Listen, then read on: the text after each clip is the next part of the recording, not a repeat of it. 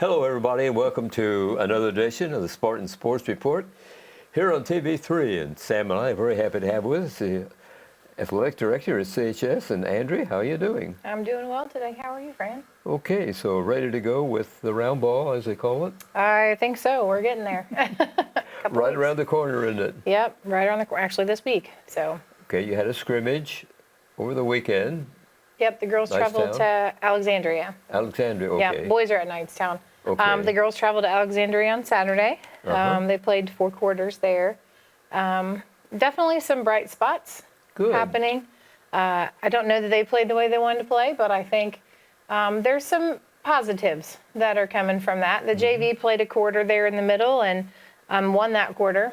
Good. So there's some encouragement with some of the younger girls. I mean, they're a pretty young team. I mean, we do have a few seniors, but the biggest portion of that team is pretty young, freshmen and sophomores. So a lot to look forward to. Sounds like an interesting season coming up, I mean, with these youngsters. Should be. Not two, I can't say two, there's quite a few seniors. Haley Simbach is returning, McKenna Lucas, Gabby Beener. I think those are the 3 seniors that are there. And then junior JC Wilhelm, and then the rest, and Taylor Watkins, senior Taylor Watkins as well. So there's 4 seniors. So those are your veterans. And then you turn around and the rest of the team, the other 10 are all underclassmen for the most part. So I think there's a lot to look forward to. I wish the numbers were a little bit better. We're looking at 15 total on JV and varsity. So we don't have enough for a freshman team this year. But I think the ones that she does have are committed and ready to play and work hard. Well, that's the important thing, that working hard, isn't it? Yeah, absolutely. And I think that's what's going to take. They're going to have to really put in the time. A lot of hours and studying and knowing their plays, especially with the young team. They don't, I mean, in a new program, they're not really sure what plays they're going to have or what they're going to do. So she gave them binders and they're studying what they need to do. And I think they've got the tools. It's a matter of if they pull it out themselves and work hard, or if they just kind of pass it by. Sam, pretty good weekend coming up for the youngsters, the ladies. Yeah, baptism by fire here right off the bat. As we travel to New Pal with the Lady Spartans, and then follow up with a doubleheader Saturday morning and early afternoon at Southport. It's always fun to go to Southport, one of the nice facilities around, one of the old facilities, but some pretty good competition there. As been kind of an ongoing thing for many years in the past. Indianapolis Ritter has been part of that, but Monrovia has taken their place, along with Southport, Decatur Central, and Our Lady Spartans. And Decatur Central's pretty tough. They're pretty tough last year. They play a lot of AAU ball up there. And I think their coaches are AAU coaches, so they kind of coach some of their younger kids coming up. So they have the ideas of what the program consists of early. I think it's a good measuring stick, and I think this past weekend the girls scrimmaging get to play against somebody besides themselves. You can't simulate what other teams are going to do very well. And I think that's hard too, because you are practicing for 2 weeks with the same people, and then hey, let's play somebody different, and it's hard. It's a hard adjustment. So I think they did okay. I mean, it wasn't like it was last year. They played better than they did last year. So I mean, that's a good stepping stone. But I think every team uses that as their, what do we need to do? What can we fix quickly, especially since, they're playing Thursday. Talked about the younger girls, though. Got some fine athletes that have had some, when you think about Anaya and Jones, they're both had a lot of experience last year. Absolutely. They got kind of thrown in pretty quickly into the ranks. And Addie didn't necessarily start at the beginning of the season, neither did Anaya, just because of some of the older kids. And they worked their way into those starting spots and showing everybody that they knew what they were doing. And, Addie has a hot hand when she gets going. And I think she struggled a little bit on Saturday. They weren't falling like she wanted them to, and, got a little frustrated. But, again, that's kind of where you get those jitters out. And, she comes back out after halftime and she hit 2 of them. And you could see that the change in her demeanor. So that's nice to see. And then, of course, you have Anaya, who came off a successful track season. Basketball wasn't as successful for her in general, but track gave her some more encouragement. And then she's jumping out of the gym. And it's kind of interesting. She was doing the jump ball against a girl that was way taller than her. And, everybody was just kind of snickering. And I'm like, just wait. Just wait. watch. Oh, man, imagine that. We got the jump ball. Like, just wait. So, Yeah. I mean, I think there's a lot of talent that people don't know. I think they've heard of her. I think they've heard of Addison. They know her. Haley, she's a force to be reckoned with inside. She bangs around and, she comes up with loose balls. McKenna Lucas wasn't there this Saturday. So that's another, She's veteran strong. player that's strong. And so not having another experienced player in that post spot, that does kind of hurt a little bit. Taylor Watkins, I think, is coming into her own this year. She didn't get a whole lot of minutes last year, kind of played here and there. So, I mean, the sky's the limit for her. They all have the opportunity to be out on that floor, and it's just how hard they want to work. And that's what Shane's looking for. And JC, she's just steady. I mean, She is, and it looks like she's grown some confidence. Good. She got the ball a couple times, and instead of passing, she looked to shoot. And, she's driving it to the basket. And so I think that was her biggest thing last year. She just didn't seem like she was very confident in what she was doing. And this year, she's just playing basketball. And academically, she's pretty good too. National Honor Society. Yep, National Honor Society. We actually have quite a few girls academically up there. I just checked grades before I came, and I would say 99% of the team has all A's and B's. Great. Majority of A's more so than B's. So pretty smart team. That's why of the we say 15. student athletes, because Yep. student comes first. It does come first, hopefully. Yeah, Hopefully it comes but if they're good in their grades, and if Shayna's got these books put together, they're going to study those too. I hope so. They know how to study. I mean, I have a kid on the team, and she struggled with the grades last year, and this year her grades are a lot better. But I think it's a lot of it is the peer pressure of her teammates are doing this, or she knows that her teammates are out working her in the classroom. Then if she doesn't do that, then she's not going to get a play on the floor. And so she's had her binder, and I've seen it in her backpack. And have you read it? Yep, Mom, I know what it is. So Good. I mean, it's kind of neat to see. Shayna Williams is the new coach at CHS, Yep. and she's been around like you have. You were teammates, weren't you? Yes, we were. We were teammates all the way from, I think, 4th grade. So we played at Grandview together. Okay. And then Boys and Girls Club League, and then, of course, middle school, high school. So, That was quite a group. yeah, we had a Yeah. good time. That's when, we had elementary teams. Grandview played against Eastview and played against Frazee and Fayette Central, and, St. Gabriel's had teams. And, I mean, that was the fun. Every Saturday you'd go down to the Boys and Girls Club, and that's Right. where you saw everybody. So, I don't know, it was just a different time. Hopefully we can bring that back. We're looking to. I hope you can, because I think the kids would enjoy it. I remember my grade school days, and it was the Maplewood Bulldogs. We always wanted to beat Yeah. them. I was the Grandview Dragons before they got politically correct and didn't okay. change them whatever they are now. Wildcats. Wildcats. We were the Wildcats. The Dragons. I didn't know that. Oh yeah, we were the Grandview Dragons. So what was back in wrong with the 60s. Dragons? Well, they're big and mean, maybe. I don't know. Oh, okay. Yeah, were they still green and yellow? Yeah. Interesting. What were some of the problems of a first-year coach? What have they faced? Can you tell me? I think what I'm noticing is they don't realize the back end of it. Okay. A lot of it isn't the coaching and the practice plans and that. It's the, when do we leave to go to a game? How do I feed my kids? Did I order their warm-ups in time to get them in?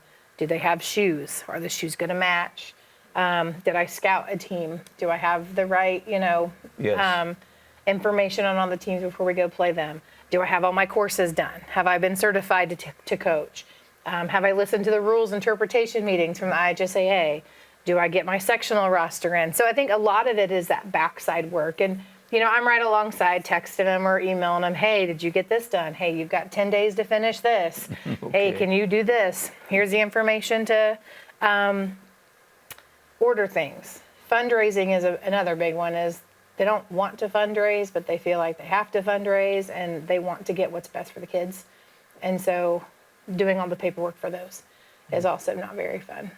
So You mentioned coaches getting certified, and until I read about a coach being suspended for 2 years by the IHSAA, I didn't know that they had to be certified. What's that process? So it's not really certified in your particular sport. It's more being certified as far as like the safety and well-being of your athletes. So every coach, whether they are 7th grade coach or they're a volunteer assistant, they've got to take 5 courses through the NFHS, which is the National Federation of High School Sports, who kind of governs, I guess, the IHSAA.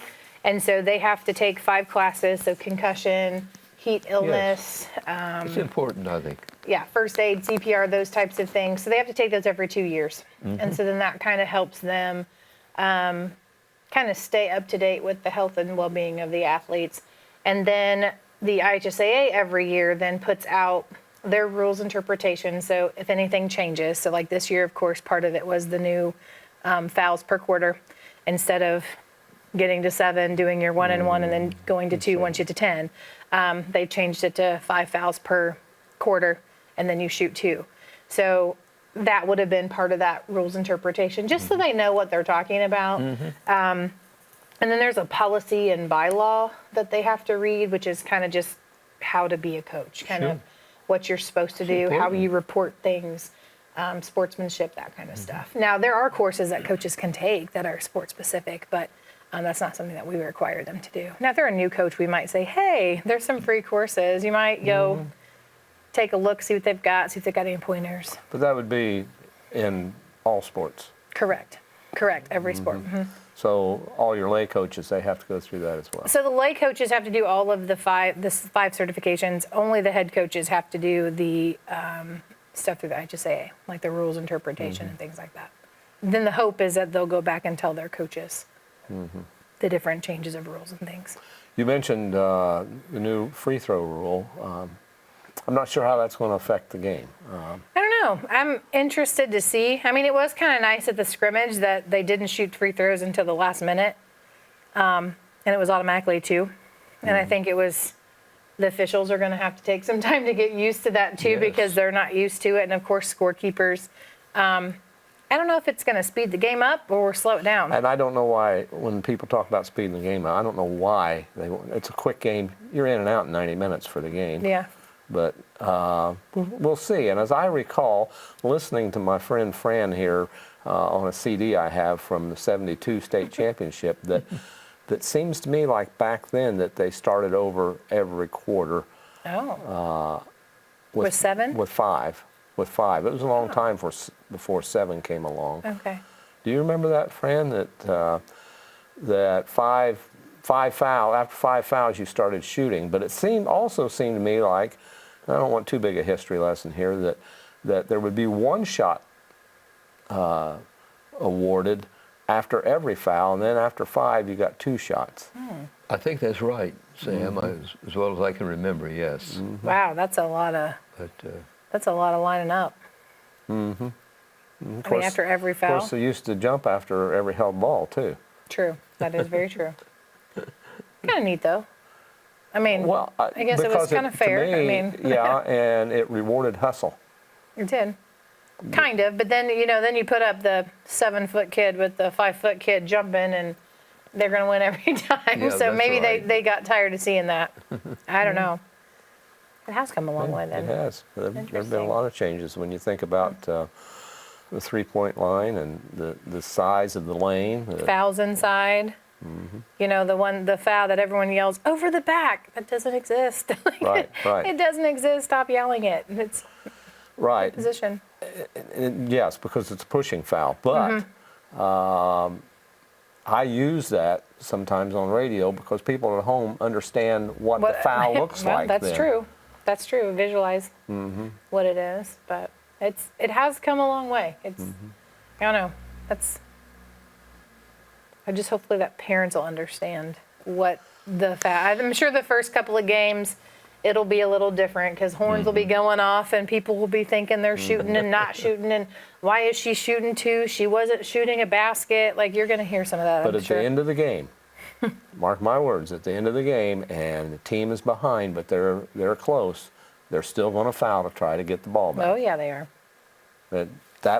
See, that was the whole thing when they went to the double bonus, that well, it would eliminate that. Well, no, it won't. No, it won't. No, it won't. You're still going to try to get You're the ball. still, yeah. Yeah, you're still going to try to get it back.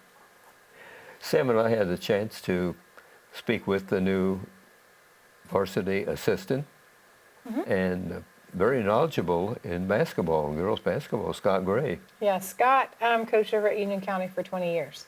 Okay. And so his daughter's actually still playing over at Union County. Okay.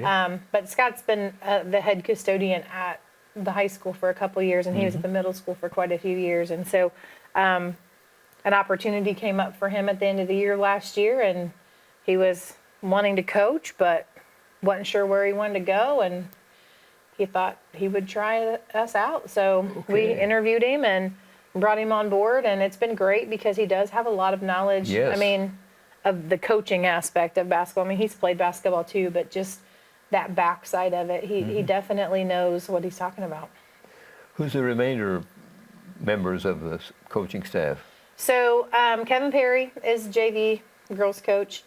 He was the JV coach last year, so Okay. he stayed on. And then we hired in a freshman / assistant coach, Taylor Browning. Taylor comes to us from Rush County. She actually lives out in Orange, but went to Rushville schools.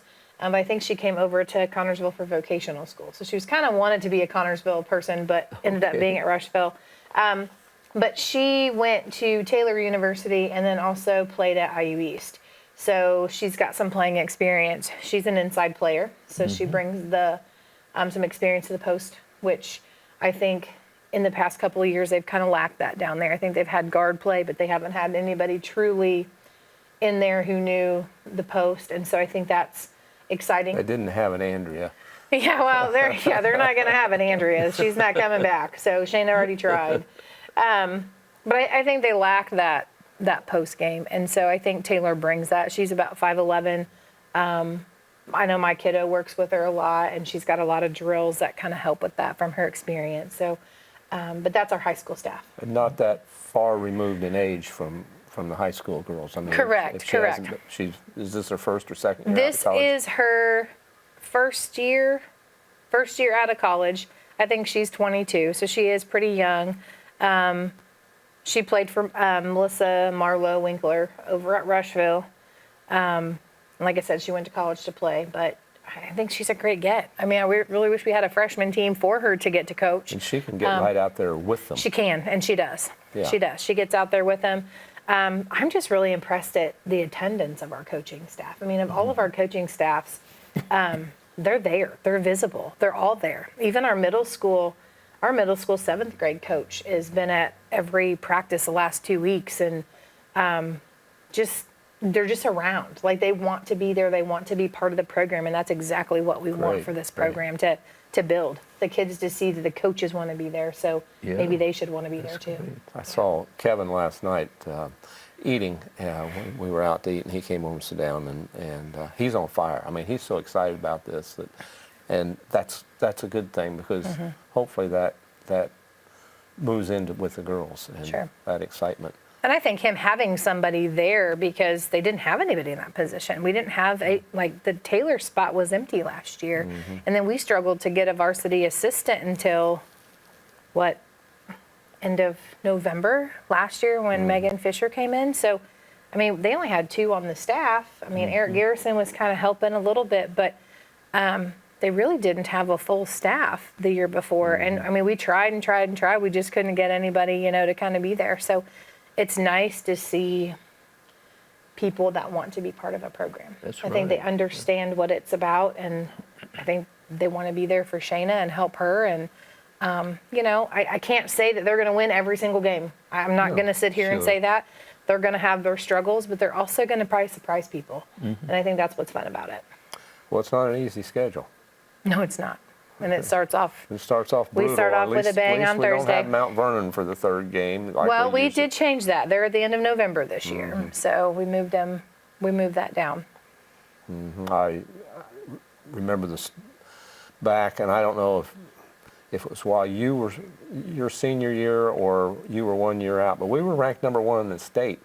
And Mount Vernon, we opened up with them, and we weren't the next week because I think that was we the year lost. after we left, think because that was- we never played Mount Vernon. We We never played. When I was here, we never played Mount Vernon. I think it was a year after, because Mount Vernon wanted to pick us up as competition, and that's when it started. Yes. Yeah, we never played them.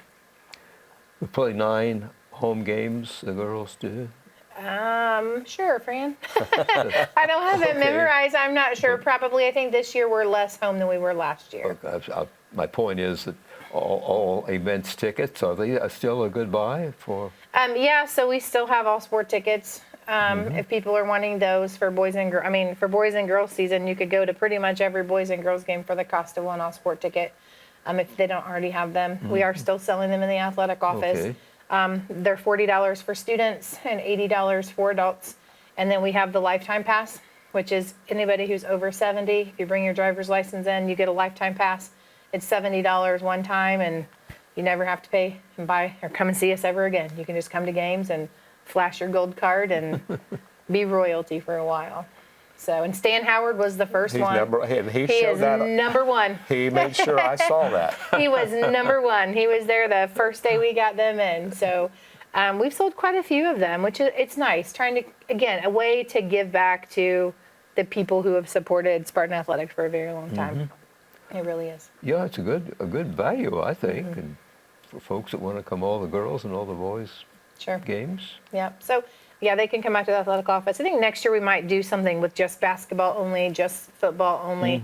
There's some schools that kind of tinker around with some of those. Like if you just want to do like a 10 passes just together, you could use your 10 passes wherever you wanted to. So if you wanted to Yes. do one swimming and one golf, and well, we don't charge for golf, but you know, if you wanted to kind of Wrestling, whatever. yeah, and then once your 10's up, you're done, and then you could either buy another one or not. So just going to try some different things, hopefully. So schools are doing this. This is a good idea, isn't it? Yeah, a lot of schools do it.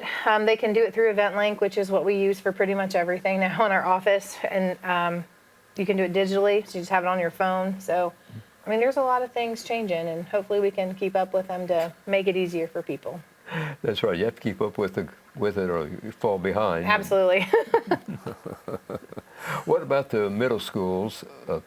Sports thing, are they in pretty good shape? Yep, so middle school boys started tryouts last week, so we should have 4 teams down there. So Good. red and white, 7th and 8th grade. Middle school girls start open gym workouts this evening. I heard there's like 34 between 7th and 8th grade, which is huge considering there was only 7 that were on the 7th grade team last year. So that's really encouraging. They're supposed to be at the high school tonight. Middle school wrestling has been coming in for open mats and open workouts. High school wrestling starts today. So that might be a little bit of a conflict. So they may come in later than right after school now that that's happening. Let's see what else. What else is there? What am I thinking? Gymnastics is more so just high school. We don't do middle school gymnastics. Swimming would have been in the fall. We had a couple of swimmers who we didn't get to have a season for swimming, but they did go in and practice and get better. So we're hoping that by next year we can maybe get those numbers up and increase. But girls swimming started last Monday, so this is starting their week too. Boys start next week with boys basketball. And then gymnastics starts, I believe, the week after that. They start a little bit later than most of the other Season's sports. shorter. Yeah, they're a little shorter.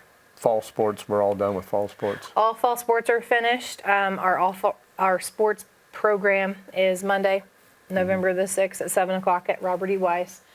We'll be honoring our all-conference, academic all-conference.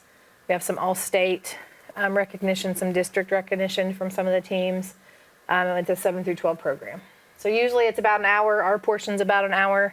And then we have them break off into smaller sessions to give out their certificates and MVP and best mental attitude.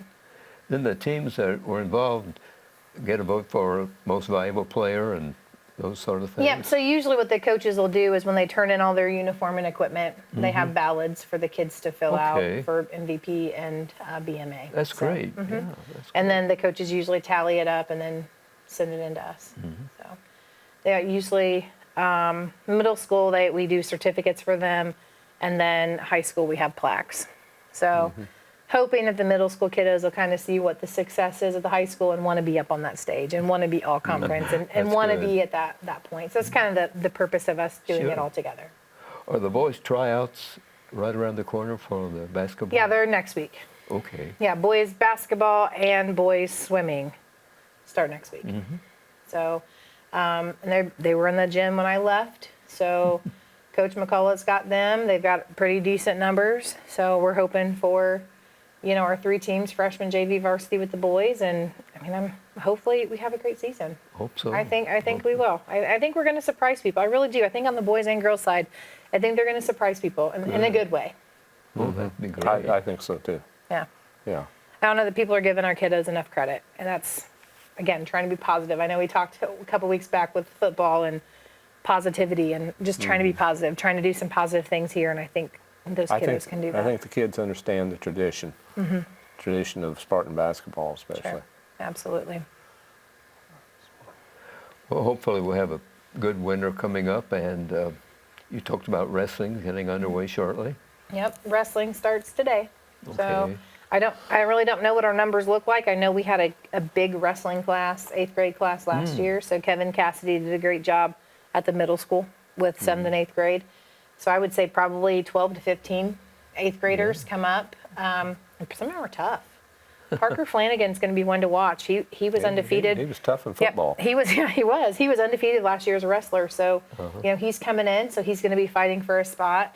Levi DeGroat, senior. Hopefully, he Yes. toughs it out and he wrestles again Another this ball year. player, football player. Yeah, football player. Gavin Lemon.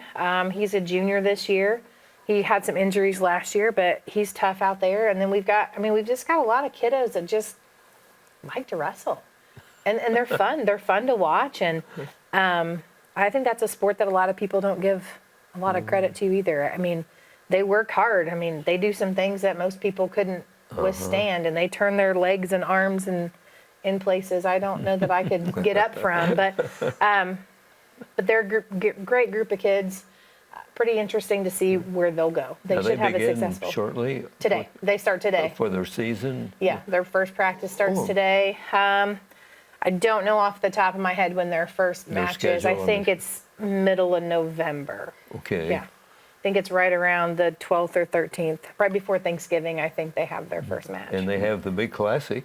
We have the Big Classic. The big classic. The Big Classic. Yes, that is coming up. My favorite time of year. And you say there's a lot of teams want to come here? There's a lot of teams. We're going to try to open it up to 40 teams this year instead of 32.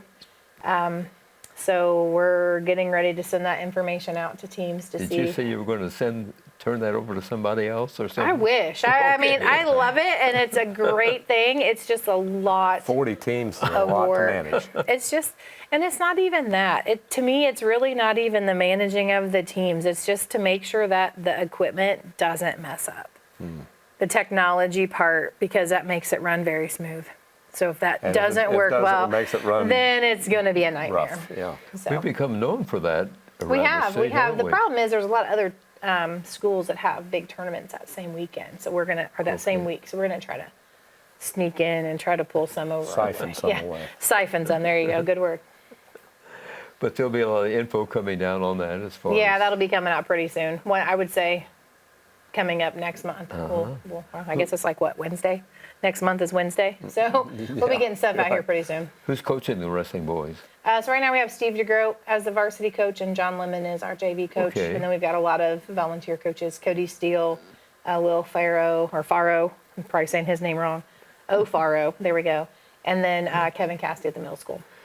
Andrea, as always, thanks for joining us and bringing us up to date on Spartan Sports, the CHS. It's always a pleasure to have Yeah, you. thanks for having me. Appreciate it. Sam, we enjoy when she comes. We certainly do. Thanks, Andrea. And thanks, everybody, for watching this edition of the Spartan Sports Report here on TV3. Have a nice evening.